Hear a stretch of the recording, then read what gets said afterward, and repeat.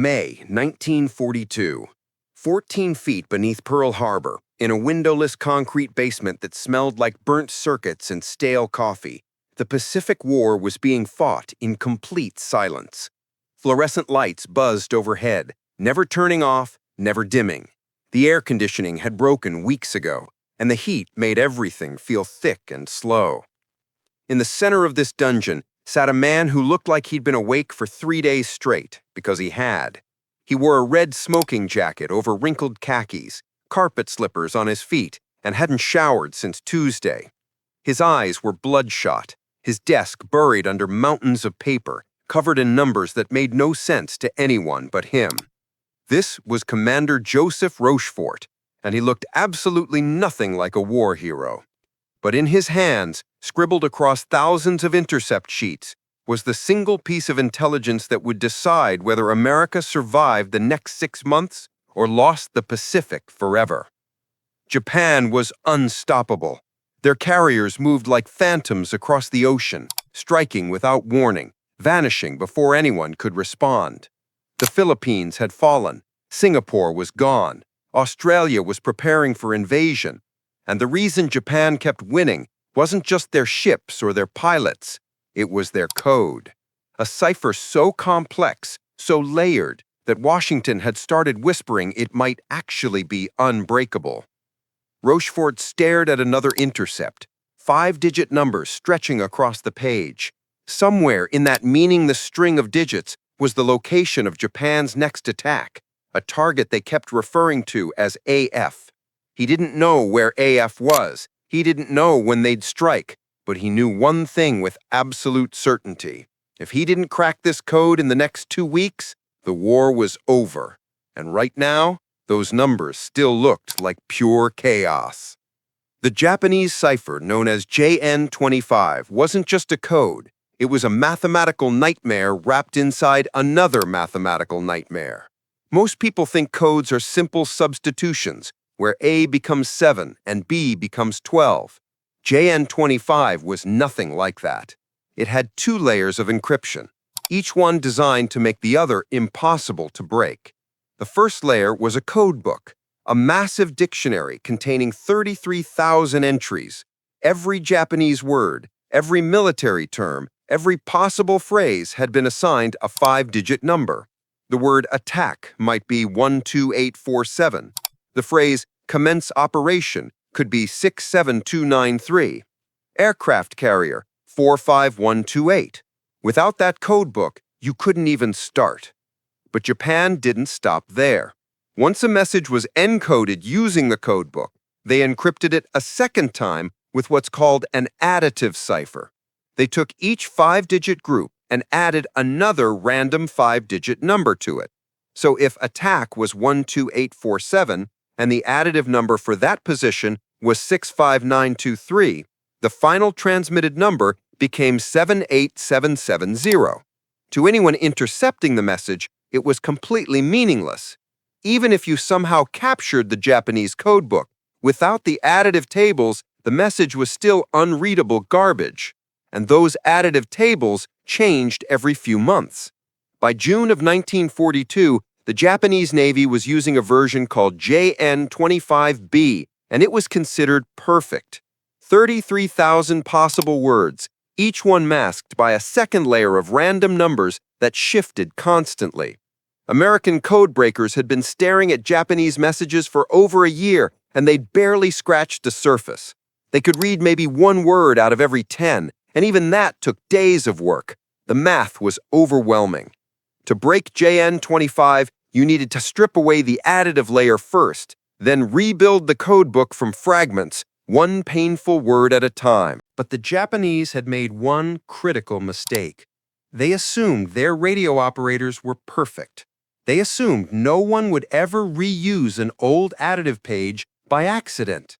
And that assumption, that tiny sliver of human error, was the crack Rochefort's team had been searching for. If the same additive was used twice on different messages, you could subtract one message from the other and the additive would cancel itself out. What remained were 2 encoded messages without the second layer of encryption. Still difficult, but no longer impossible. The problem was finding those repeats buried somewhere in the thousands of intercepts flooding into Station HYPO every single day. They had tools, IBM punch card machines that could sort and compare number groups faster than humans, massive cross-reference charts pinned to every wall. But machines couldn't think. Machines couldn't see the patterns hiding in the noise. That required something else entirely: intuition, obsession, and a kind of stubbornness that bordered on insanity. That's where Rochefort's hand-picked team came in. Joseph Rochefort was born to be difficult. He'd enlisted in the Navy at 17, lied about his age to get in, and never bothered finishing high school. But the Navy saw something in him, a mind that worked sideways, that loved puzzles more than people. In the 1920s, they sent him to Japan for 3 years to study the language. He fell in love with it, not the country, but the structure of the language itself, the way meaning hid inside layers of context. When he discovered cryptanalysis in 1925, he described it in his diary as an intellectual high, the closest thing to reading someone's thoughts without them knowing. He was politically inept. In 1921, he'd nearly been court-martialed when the tanker he was serving on dragged its anchor in San Francisco Bay while he was the duty officer. The Navy didn't forget that kind of thing, but they also couldn't ignore his talent. By 1941, he'd been put in charge of Station HYPO, the Navy's code-breaking unit buried beneath the administrative building at Pearl Harbor.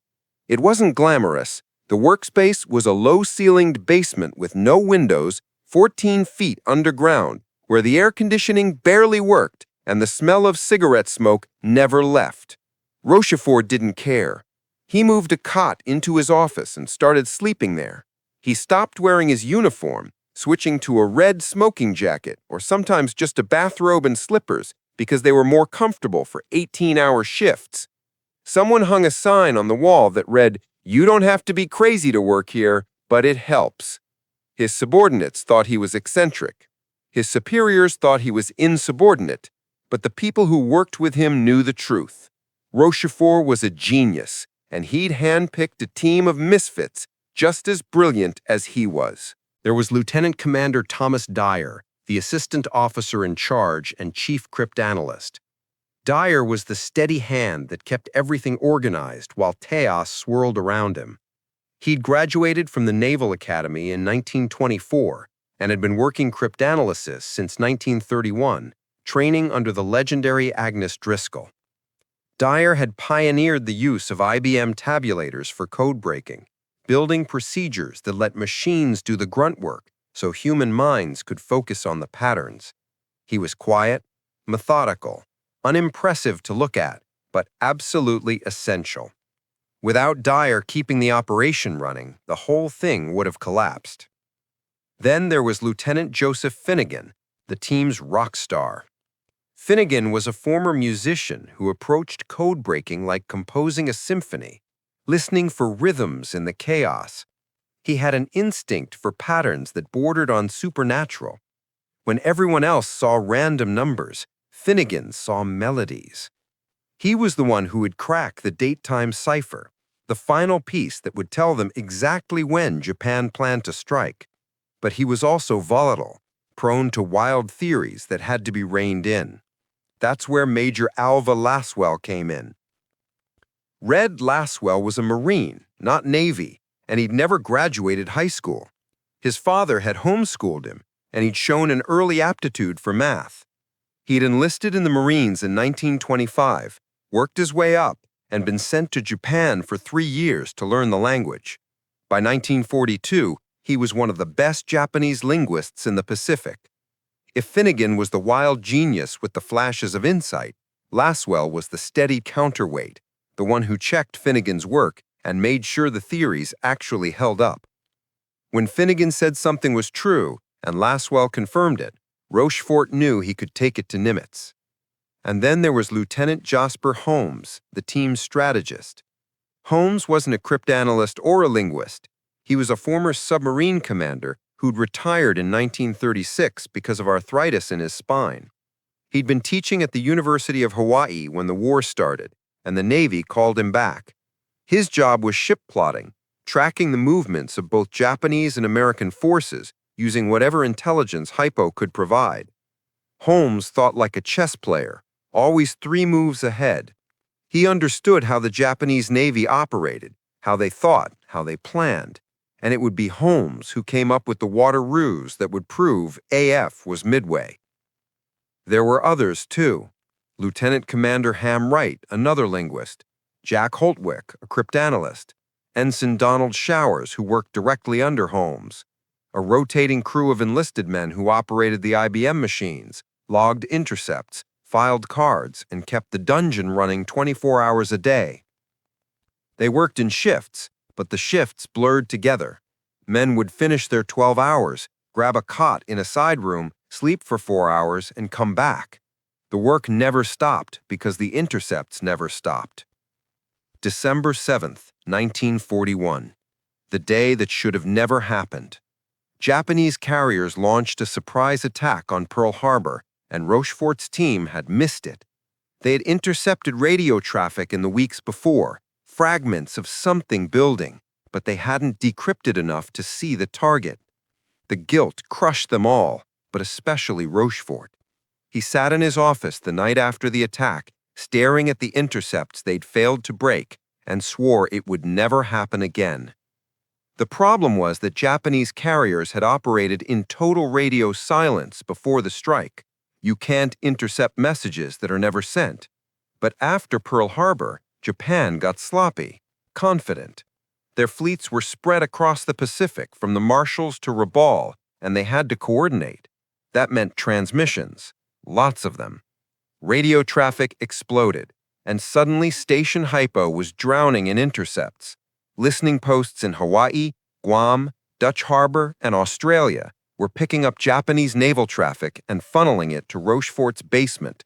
Thousands of 5-digit groups every day, most of them still unreadable. But slowly, painfully, they started making progress. They'd identified repeated additive sequences. They'd rebuilt fragments of the codebook. By April 1942, they could read maybe 10 to 15% of any given message, enough to catch glimpses of something massive forming on the horizon. The intercepts kept mentioning new operations. First came references to MO, which Finnegan and Laswell figured out was Port Moresby in New Guinea. That intelligence led to the Battle of the Coral Sea in May, a tactical draw but a strategic victory that stopped Japan's expansion toward Australia. Then came the intercepts that mentioned AF. Operation MI will commence at AF. Carrier division assembling near AF. Refueling point established south of AF. Rochefort suspected AF was Midway, a tiny atoll 1,200 miles northwest of Hawaii, America's last defensive line before the West Coast. But suspicion wasn't proof, and without proof, he couldn't convince anyone to risk the last American carriers on a guess, especially because Washington was telling him he was wrong. The real problem wasn't Japan, it was the Navy's own bureaucracy. 2 separate organizations were fighting to control American codebreaking, and they hated each other with a passion that bordered on psychotic. On one side was Rochefort's Station HYPO in Pearl Harbor, working directly with Admiral Chester Nimitz, the commander of the Pacific Fleet. On the other side was OP-20G, the Navy's intelligence division in Washington, run by Captain Joseph Redman and his brother Commander John Redman. The Redman brothers were everything Rochefort wasn't. They were bureaucrats, career climbers, men who understood that power in Washington came from controlling information. They believed all intelligence should flow through their office, where they could sanitize it, package it, and present it to the brass with their names on it. The idea that some eccentric commander in Hawaii was sending raw intelligence directly to Nimitz, bypassing the entire chain of command, drove them insane. They despised Rochefort personally. He was insubordinate, disheveled, wore bathrobes to briefings, and worst of all, he was usually right. Every time Rochefort's assessments proved accurate, it made the Redmans look incompetent. And they had a powerful ally. Admiral Ernest King, the chief of naval operations, the most powerful man in the Navy, sided with them completely. King was old school, rigid, obsessed with military discipline and proper procedure. When he heard that Rochefort wore a bathrobe to intelligence briefings, he was appalled. To King, Rochefort wasn't a hero. He was an embarrassment, a disgrace to the uniform. King wanted OP-20G in charge, wanted all intelligence centralized in Washington, where proper naval officers could control it. The idea that Rochefort's decentralized approach was actually working didn't matter to King. Procedure mattered. Appearance mattered. By May 1942, the rivalry had turned into open warfare. Station HYPO and OP-20G were issuing conflicting intelligence assessments, and commanders in the field didn't know who to believe.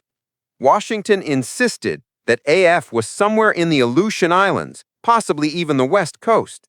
The Redmonds were certain. Rochefort was wrong, they said. He was overconfident, reckless, seeing patterns that weren't there. Rochefort insisted AF was Midway, and he had the intercepts to prove it. But intercepts weren't proof, not to Washington. The stakes couldn't have been higher. America had exactly 3 operational carriers left in the Pacific: Enterprise, Hornet, and Yorktown, which was still being repaired from damage at Coral Sea. If Nimitz sent those carriers to defend the wrong location, if he guessed wrong based on bad intelligence, Japan would destroy them. The war would be over. The West Coast would be open to invasion. Nimitz needed proof, absolute proof that Rochefort was right, and Rochefort knew exactly how to get it. May 20th, 1942. Rochefort called a meeting with Jasper Holmes in his office. The two of them sat surrounded by stacks of intercepts, the air thick with cigarette smoke. Rochefort laid out the problem. We know AF is Midway, but Washington won't believe us. We need to prove it in a way they can't ignore.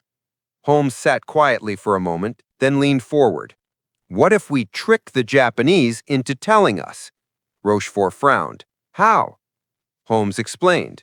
If AF really is Midway, then the Japanese are monitoring Midway's communications. So what if Midway sends a message in plain text, unencrypted, reporting a fake emergency? Something specific enough that if the Japanese repeat it in their encrypted traffic, there's no doubt. Rochefort's eyes lit up. He grabbed a pad and started writing. Water shortage. Simple, urgent, something an island garrison would realistically report. Holmes nodded. Perfect. They drafted the message carefully. It had to sound legitimate, urgent, but not suspicious. They sent it to Captain Cyril Simard, the garrison commander on Midway, with strict instructions. Send an uncoded transmission on the inter-island circuit reporting that your desalination plant has broken down. Say you're running short of fresh water, only enough for 2 weeks. Make it sound real. Then, send a follow-up in one of the strip cipher codes that we know the Japanese captured on Wake Island, just to make sure they're paying attention. On May 22nd, Midway transmitted the message. Rochefort's team waited, scanning Japanese frequencies 24 hours a day, praying the bait would work. The entire operation hung on this. If the Japanese didn't take the bait, if they didn't mention the water shortage, Washington would never believe them. 2 days passed. Nothing. The tension in the basement was unbearable. Men smoked in silence, staring at teleprinters, willing a message to come through. Then, on May 25th, a Japanese intercept crackled across the receiver. It was encrypted in JN-25, transmitted from Tokyo to the carrier fleet. The team descended on it immediately, pulling their partial codebook, running it through the IBM machines, comparing additive tables. Hours later, they had it. The message read, AF reports water shortage. Supply water to AF before commencement of operation. Rochefort read it 3 times to make sure. Then he laughed, a dry, exhausted laugh that startled everyone in the room. Gotcha, he whispered. He walked straight to Admiral Nimitz's office, and laid the intercept on his desk. AF is Midway, sir, no question. Nimitz, a calm man by nature, allowed himself a slight smile. I believe you, Commander. Prepare your full assessment. But Washington didn't believe it. The Redmonds argued it was Japanese disinformation, that Rochefort had been tricked, and that the Japanese had figured out the ruse and were feeding him false intelligence. Admiral King refused to commit. He still thought the real target was the Aleutians. The argument raged for days, with messages flying back and forth between Pearl Harbor and Washington. Nimitz, caught in the middle, had to make a choice: trust Rochefort or trust Washington. He chose Rochefort. It was the most important command decision of his career, and he made it based on faith in a man who wore a bathrobe to work. Late May 1942. The clock was ticking, and Rochefort's team was pushing themselves past the limits of human endurance. Intercepts were flooding in at a terrifying rate, over 140 messages a day, and each one had to be logged, sorted, analyzed, cross-referenced, and reported. The basement became a blur of cigarette smoke, coffee stains, and the endless clatter of IBM punch card machines. Men slept at their desks when they slept at all. Some went 36 hours without closing their eyes. Rochefort lived on black coffee and willpower, his eyes so red-shot they looked like raw wounds. But they were getting somewhere. Every day brought new fragments, new pieces of the puzzle. They had identified the carriers involved: Akagi, Kaga, Soryu, Hiryu, the same 4 carriers that had devastated Pearl Harbor. They'd identified the commander, Admiral Nagumo.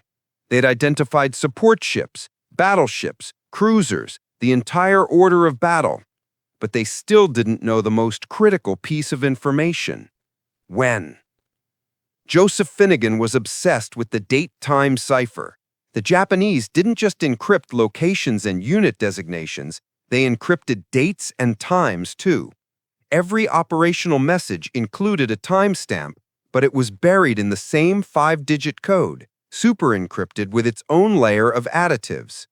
If Finnegan could crack it, they'd know exactly when Japan planned to strike.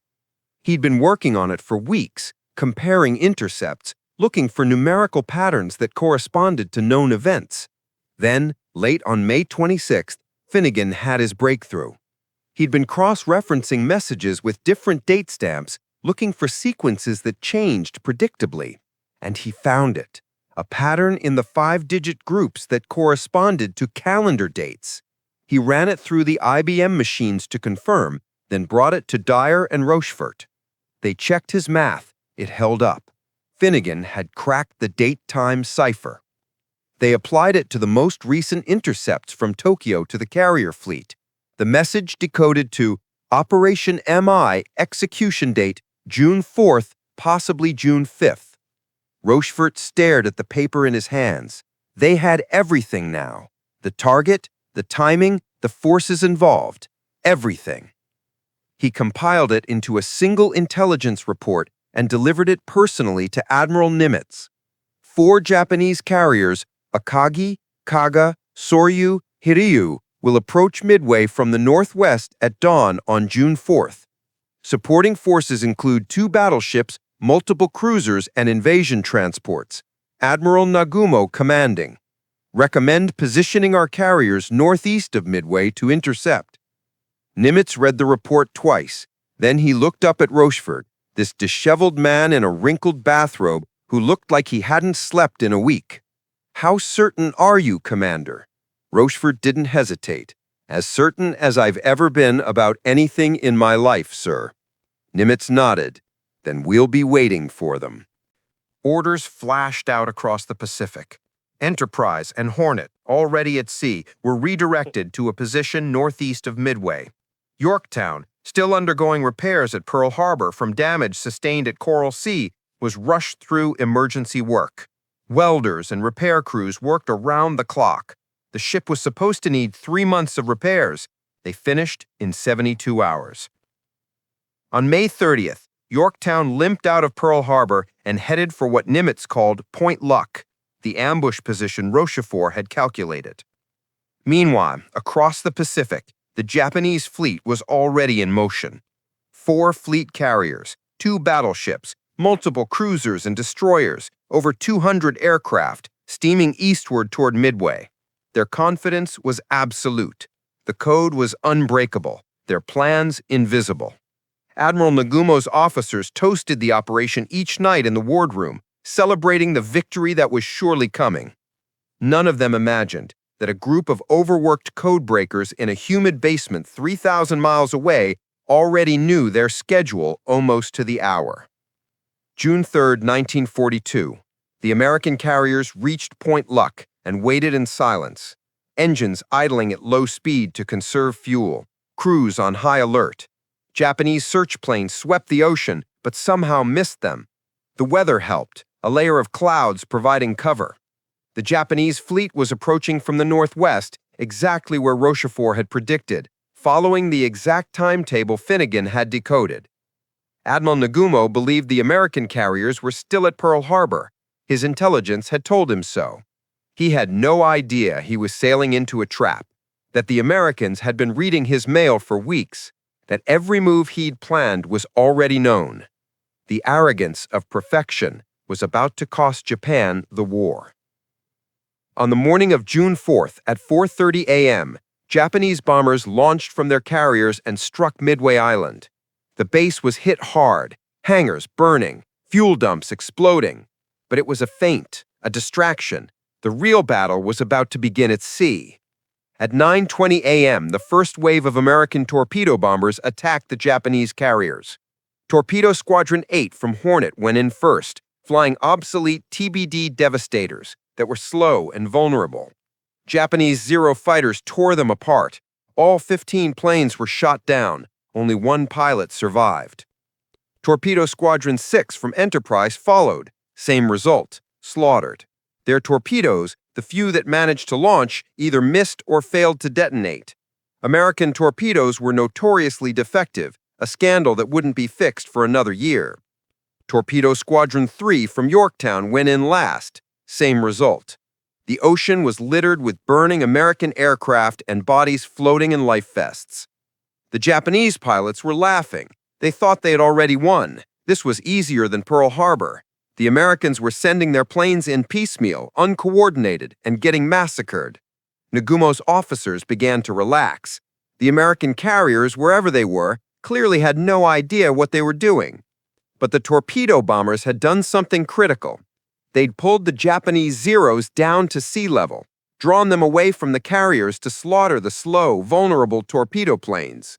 The sky above the Japanese carriers was now wide open, and at exactly 10:22 a.m., American dive bombers arrived. They came out of the sun. 37 SPD Dauntless dive bombers from Enterprise, unseen, unheard, until it was too late. They rolled into their dives, screaming down from 14,000 feet at nearly vertical angles. The Japanese carriers were in the worst possible position. Their flight decks were packed with aircraft being rearmed and refueled for a second strike. Fuel lines were open. Bombs and torpedoes were scattered across the decks. The first bomb hit Akagi's flight deck amidships and punched through to the hangar below. The explosion ruptured fuel lines and burning gasoline spread instantly. Secondary explosions followed as stored ammunition cooked off. Within minutes, the entire hangar was an inferno. The carrier's captain ordered the ship abandoned. Kaga took multiple hits almost simultaneously, 3 bombs in quick succession. The first hit near the bridge, killing most of the command staff. The second and third hit the flight deck, where armed and fueled aircraft exploded in a chain reaction. Fire swept the length of the ship. Kaga's damage control teams fought desperately, but the fires were unstoppable. Soryu was hit by 3 bombs from Yorktown's dive bombers, arriving moments after Enterprise's strike. The bombs hit near the elevators, blasting through the deck and igniting fuel stores below. The ship was engulfed in flames within minutes, explosions ripping through the hull. All 3 carriers burning out of control, their crews abandoning ship. fuel fires so intense that they could be seen from 50 miles away. The Japanese fleet was in chaos, carriers listing, men jumping into the ocean, destroyers racing to pick up survivors. In the span of 5 minutes, 3 of Japan's most powerful carriers had been reduced to burning wrecks. Hiryu, the 4th carrier, had been operating separately and escaped the initial attack. Her commander immediately launched a counterattack, sending dive bombers and torpedo planes toward the American carriers. They found Yorktown and hit her hard. 3 bombs and 2 torpedoes. Yorktown began to list, fires raging, and her captain ordered the crew to abandon ship. But American search planes found Hiryu later that afternoon. Dive bombers from Enterprise attacked, hitting Hiryu with 4 bombs. Her flight deck erupted in flames, the same catastrophic fires that had doomed the other carriers. By evening, Hiryu was dead in the water, her crew abandoning ship. Admiral Nagumo, aboard a cruiser after evacuating Akagi, ordered the fleet to retreat. The invasion of Midway was canceled. By nightfall on June 4th, all 4 Japanese carriers were sinking or abandoned. Akagi, Kaga, Soryu, and Hiryu, each one a floating city consumed by its own fuel and ammunition. Japan lost 248 aircraft, over 3,000 sailors, and 4 carriers that represented half of their total carrier force. The United States lost 307 men, 1 carrier, Yorktown, which would sink 2 days later, and 150 aircraft. It was the most lopsided naval victory in modern history. And it happened because Joseph Rochefort had read Japan's mail. June 5, 1942. News of the victory reached Washington, and the Pacific Fleet went wild. Sailors on battleships and cruisers at Pearl Harbor lined the decks and cheered as the carriers returned. The press called it a miracle. Historians would later call it the turning point of the Pacific War. Admiral Nimitz immediately recommended Commander Rochefort for the Distinguished Service Medal, the Navy's 2nd highest award. The citation was simple: for outstanding service in breaking enemy codes prior to the Battle of Midway. But Admiral Ernest King rejected the recommendation. His official reason, documented in a memo, was that Rochefort didn't present a military bearing appropriate for such an award. Translation: he wore a bathrobe. The real reason was uglier. The Redmond brothers had spent the weeks since Midway poisoning King against Rochefort, telling him that the intelligence victory belonged to Washington, not Hawaii. They claimed that OP-20G had contributed equally to the breakthrough, that Rochefort was taking credit for a team effort. It was true that Station CAST in Melbourne and OP-20G in Washington had contributed some intelligence, but anyone who'd been paying attention knew the truth. The critical breakthroughs, the identification of AF, the cracking of the date-time cipher, the reconstruction of the Japanese order of battle, all of that had come from Station HYPO, from Rochefort's team. The Redmonds didn't care. They wanted credit, and more importantly, they wanted control. In July 1942, the arguments escalated. Washington demanded that Rochefort rewrite his intelligence reports to give equal credit to OP-20G. Rochefort refused. He wouldn't lie about who had done the work. The Redmonds went to King and painted Rochefort as insubordinate, arrogant, impossible to control. A brilliant officer, they admitted, but one who refused to follow the chain of command. King, already predisposed to dislike Rochefort, agreed. On October 22, 1942, 4 months after Midway, Joseph Rochefort was relieved of command of Station HYPO. His new assignment was to command a floating dry dock in San Francisco, a maintenance facility for repairing ships. It was the naval equivalent of being exiled to Siberia, a humiliation designed to break him.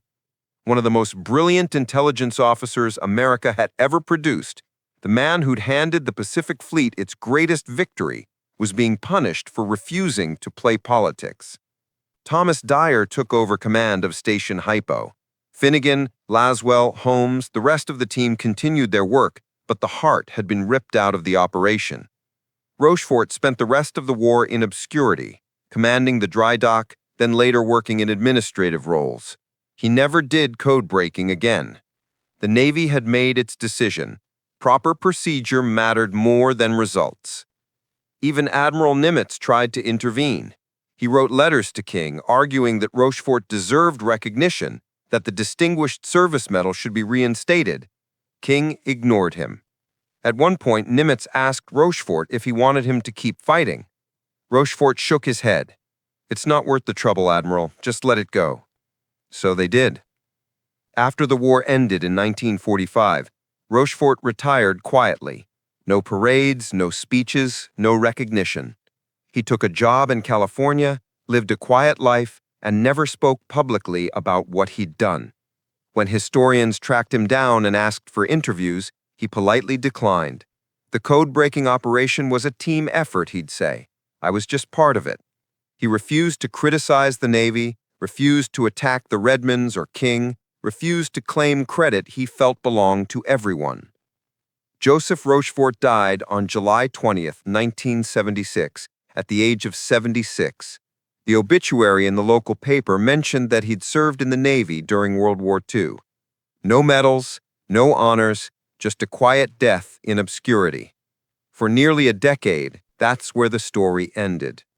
Then, in the 1980s, the intelligence files from World War II began to be declassified. Historians started piecing together the real story of Midway, and Rochefort's name kept appearing. The water ruse, the date-time cipher, the identification of AF. Every critical breakthrough traced back to Station HYPO, to the team Rochefort had built and led. Naval officers who'd worked with him began speaking out, demanding recognition. In 1985, 9 years after his death, the Navy finally awarded Joseph Rochefort the Distinguished Service Medal. The ceremony was private, the medal presented to his widow and children. In 1986, President Reagan took it a step further, awarding Rochefort the Presidential Medal of Freedom posthumously, the nation's highest civilian honor. And in 2000, he was inducted into the National Security Agency's Hall of Honor, a recognition reserved for the greatest minds in the history of American intelligence. Thomas Dyer, Joseph Finnegan, and the others from Station HYPO were honored decades too late. The Navy admitted quietly that politics and personal rivalries had destroyed one of its greatest assets. Admiral King had been wrong. The Redmonds had been wrong. Rochefort had been right, and they'd punished him for it. The irony is almost unbearable. The man who broke Japan's unbreakable code was himself broken by the politics of his own Navy. For decades, the Battle of Midway was described as a miracle, a stroke of incredible luck that turned the tide of the Pacific War. But it wasn't luck. It was mathematics, obsession, thousands of hours of painstaking work by men who refused to give up on a problem everyone else thought was impossible. Japan believed JN-25 was perfect, and on paper it was. 33,000 code groups, each one masked by a second layer of random additives that changed constantly. Unbreakable. Until it met a team of misfits working in a basement in Pearl Harbor, led by an eccentric genius who wore a bathrobe to work and didn't care what anyone thought of him. The Japanese made their mistake when they reused an additive table. Rochefort made his when he trusted his own Navy to recognize genius when they saw it. But in the end, the code was broken, the battle was won, and the course of history was changed by a handful of people working in silence whose names would remain secret for half a century. The world remembered the pilots who flew the missions, the admirals who gave the orders. It took decades to remember the codebreakers who made it all possible, and by then, most of them were gone. Station HYPO continued operating until the end of the war, moving eventually to a more secure location as the Pacific Campaign pushed westward. The team that Rochefort built went on to crack other codes, to provide intelligence for dozens of other operations. Their work at Leyte Gulf, at Iwo Jima, across the island-hopping campaign, all of it traced back to the foundation Rochefort had built in that basement in Pearl Harbor. The lessons of Midway weren't just about code breaking. They were about leadership, about trusting unconventional people to do extraordinary things, about valuing results over appearance. The Navy learned those lessons the hard way, decades too late to help the man who taught them. Joseph Rochefort never got to wear his medals, never got to hear the thanks of a grateful nation. But his legacy lives on in every intelligence operation, every code-breaking effort, every time someone in a basement somewhere stares at meaningless data and refuses to believe it's truly meaningless. Because sometimes the impossible is just a puzzle no one solved yet, and all it takes is one person stubborn enough to keep looking when everyone else has given up. The strategic consequences of Midway rippled across the entire Pacific theater for the rest of the war. Japan never recovered from losing those 4 carriers, not just the ships themselves, but the pilots who went down with them. These weren't replacements fresh out of training.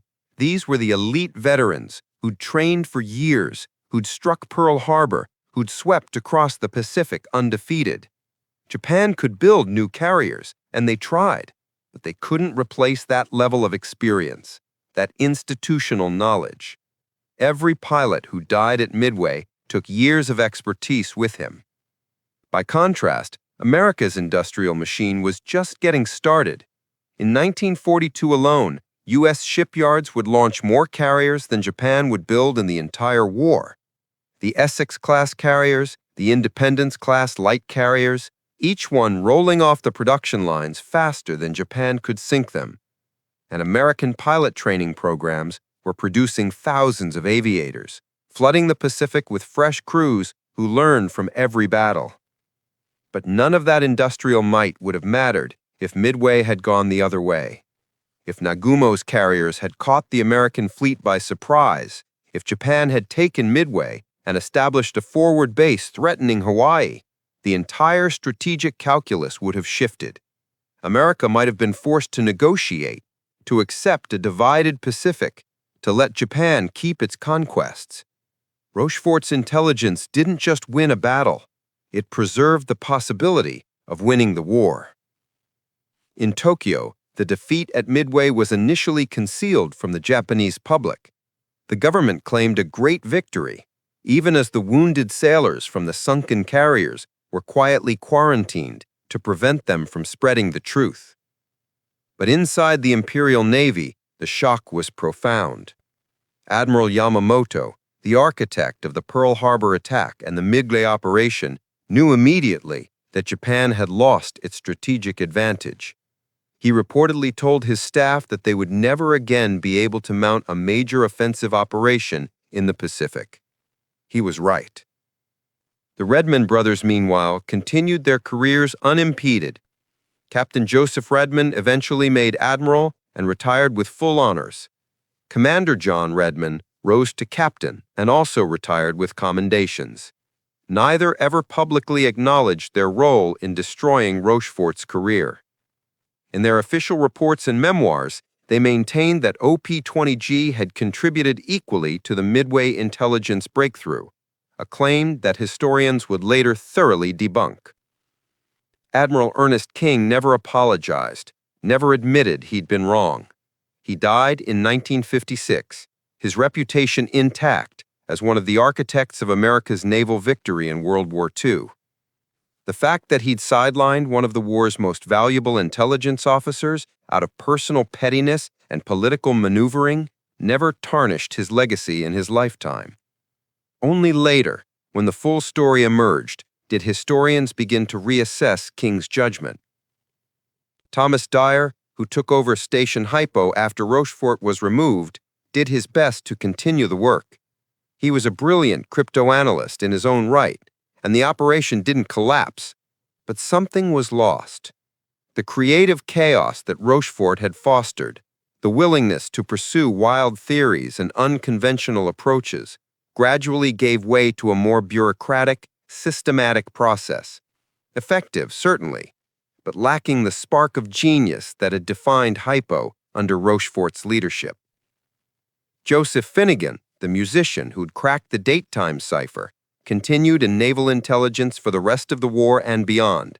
He eventually retired as a captain, one of the Navy's top cryptoanalysts, but he never forgot working under Rochefort.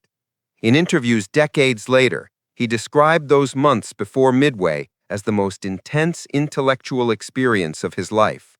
"We were living on coffee and intuition," he said. "Rochefort gave us permission to be brilliant, and somehow we were." Jasper Holmes, the former submarine commander who devised the water ruse, wrote one of the first insider accounts of the code-breaking operation.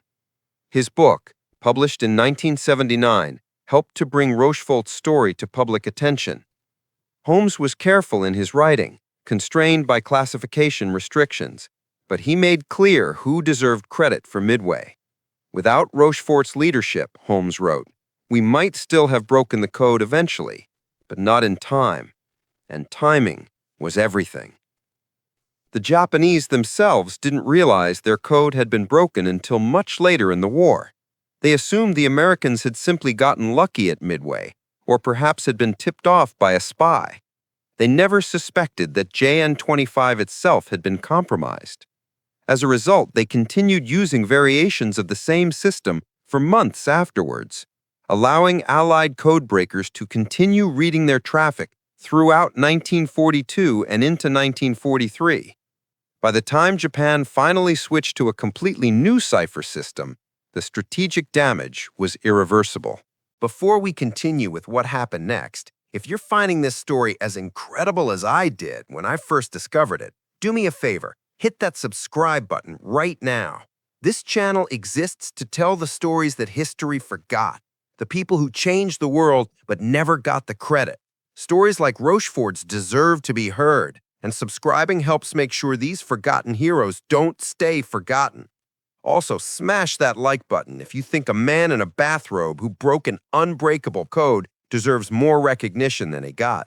And drop a comment telling me what you think. Should Rochefort have been given his medal immediately after Midway, or did the Navy have legitimate reasons for removing him? I want to hear your take.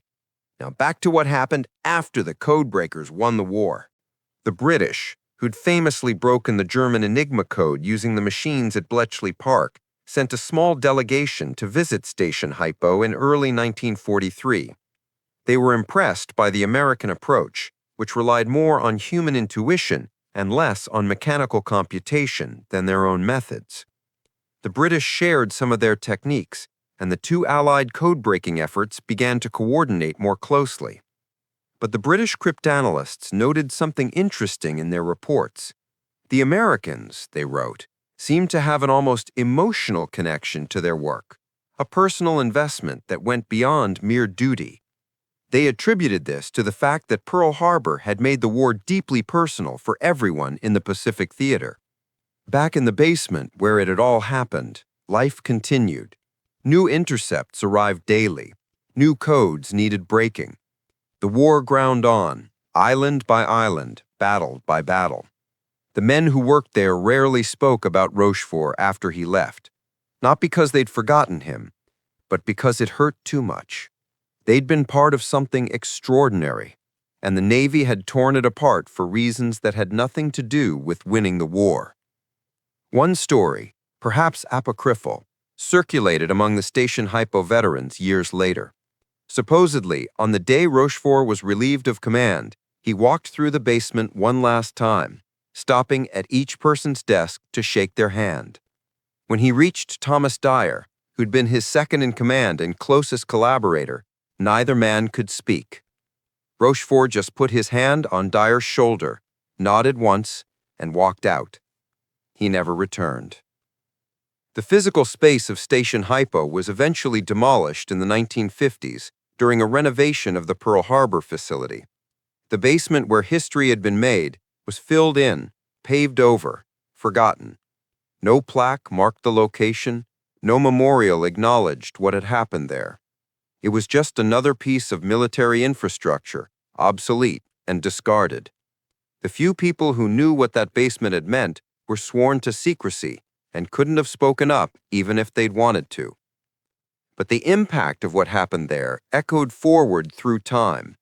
Every major intelligence success in American history traces part of its lineage back to Station HYPO. The code-breaking operations of the Cold War, the NSA's modern SIGINT capabilities, the entire intelligence community's approach to cryptanalysis, all of it built on foundations laid by Rochefort and his team. The techniques they pioneered, the integration of human intuition with mechanical computation, the emphasis on speed and operational relevance over academic perfection, these became standard practices. When the NSA inducted Rochefort into their Hall of Honor in 2000, the ceremony included remarks from several retired intelligence officers who'd never met him, but who'd studied his methods. One of them, a veteran of Cold War codebreaking, said something that stuck with the audience. Rochefort taught us that the enemy's perfect system always has a flaw. Our job is to be stubborn enough to find it and brave enough to bet everything on what we find. That lesson is worth more than all the computers we have today. Rochefort's family, accepting the posthumous honors, were gracious but clearly bitter. His daughter spoke briefly at the NSA ceremony, noting that her father had never complained about his treatment, had never sought recognition, but that the injustice of it had haunted him quietly for the rest of his life. He used to tell us, she said, that the work mattered more than the credit, but I think he was wrong about that. Credit matters too, not for ego, but because it tells young people who to emulate, what kind of person succeeds. By hiding my father's story, the Navy told a generation of officers that playing politics matters more than being brilliant. That's the real tragedy. The lessons of Rochefort's story extend far beyond code-breaking or even military operations. They're about how organizations treat unconventional talent, how bureaucracies respond to people who don't fit the mold. Rochefort was brilliant, dedicated, tireless, and completely uninterested in the tribal politics of military hierarchy. In a rational system, those qualities would have been celebrated. In the actual Navy of 1942, they made him a target. How many other Rocheforts have been sidelined over the years? How many brilliant minds have been wasted because they wore the wrong clothes, spoke the wrong way, refused to bow to the right people? The military, corporations, governments, all are filled with stories of talented outsiders crushed by insiders protecting their territory. Rochefort's story is just one of the few where we know exactly what was lost. But there's another side to the story, a more hopeful one. Despite everything, despite the politics and the betrayal and the injustice, the work got done. The code was broken. The battle was won. Rochefort and his team proved that a handful of dedicated people, working with inadequate resources and impossible deadlines, can change the course of history. That's the part worth remembering, not the tragedy of what happened afterward, but the triumph of what they accomplished together. In the end, what defined Station HYPO wasn't the equipment or the techniques or even the brilliant individuals. It was the culture Rochefort created, a place where people felt free to pursue wild ideas, where failure was treated as a learning opportunity rather than a career-ending mistake, where the only thing that mattered was breaking the code before it was too late. That culture, that brief window of creative chaos in a basement in Hawaii, achieved something that all the rigid hierarchies and proper procedures in Washington couldn't match. Japan had built what they thought was the perfect code, and it was perfect by every mathematical standard that existed in 1942. But they'd made one mistake. They'd assumed that perfection was permanent, that a system designed by brilliant people couldn't be broken by other brilliant people. They'd forgotten the fundamental truth that Rochefort never did. There's no such thing as an unbreakable code. There are only codes that haven't been broken yet. The Pacific War would continue for 3 more years after Midway. More battles, more losses, more sacrifices. But the strategic initiative had shifted permanently. Japan would never again threaten Hawaii or the West Coast.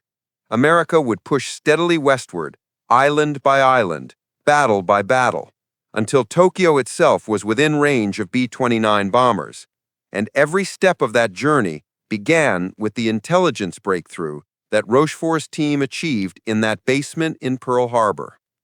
Today, if you visit Pearl Harbor, you can see the USS Arizona Memorial, the Missouri where Japan surrendered, the museums dedicated to the battles and the heroes. But there's nothing marking the spot where Station HYPO once operated, nothing acknowledging that in that forgotten basement, a man in a bathrobe and his team of misfits won the Pacific War before the first shot was shot at Midway. History remembers the battles, the explosions, the dramatic moments of combat. It forgets the quiet victories, the intellectual warfare fought in silence. But those of us who know the story remember. We remember Joseph Rochefort, who looked nothing like a hero and changed everything. We remember Thomas Dyer, who held the operation together when chaos threatened. We remember Joseph Finnegan, who heard music in mathematics and cracked the code that revealed Japan's timeline. We remember Jasper Holmes, who devised the ruse that proved they were right. And we remember all the others, the analysts and linguists and machine operators whose names never made it into the history books, but who did the grinding daily work that made the breakthrough possible. The code was unbreakable until it met people who refused to believe that anything was truly impossible. That's the real lesson of Station HYPO, the real legacy of Joseph Rochefort. Not that genius wins wars, though sometimes it does, but stubbornness, creativity, and the courage to trust your own judgment even when everyone else says you're wrong, those qualities can change the world. Japan thought JN-25 would protect them forever. It protected them for exactly as long as Rochefort and his team proved that forever doesn't exist. And that made all the difference.